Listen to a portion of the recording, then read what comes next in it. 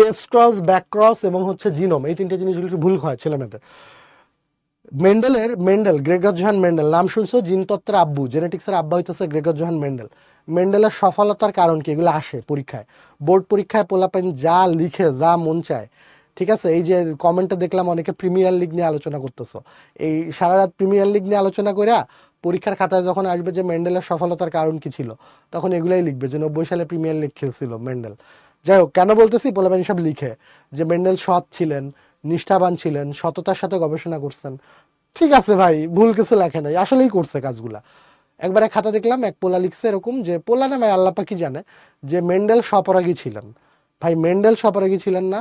Mendel বেচারা সুদীর্ঘ 7 বছর ধরে 34 প্রজাতির মটরশুঁটি গাছ নিয়ে গবেষণা করছে। মটরশুঁটি স্বপরাগী উদ্ভিদ, কারণ মটরশুঁটির ফুলগুলো উভলিঙ্গ, পুরুষ স্ত্রী দুইটাই একসাথে আছে। আবেগে ও মেন্ডেলই বানাই দিছে স্বপরাগী। মেন্ডেল স্বপরাগী না রে, স্বপরাগী হইতেছে মটরশুঁটি গাছ। মটরশুঁটি 1 বর্ষজীবী, ফুলগুলো উভলিঙ্গ, স্বপরাগায়ন হয়, তাই বেশি বেশি বৈচিত্র্যের তৈরি হয়। ঠিক আছে, নিজেদের মধ্যেই অনেক ভ্যারাইটিস হতে পারে, যেহেতু ওরা খুব উর্বর, 1 বছরের মধ্যেই বংশ বিস্তার করে ফেলে, হ্যান ত্যান। এইসব মেন্ডেল স্বপরাগী বানাও না। হ্যাঁ, টেস্ট ক্রস আর ব্যাক ক্রস কেমনে মনে রাখবা, ভালো করে খেয়াল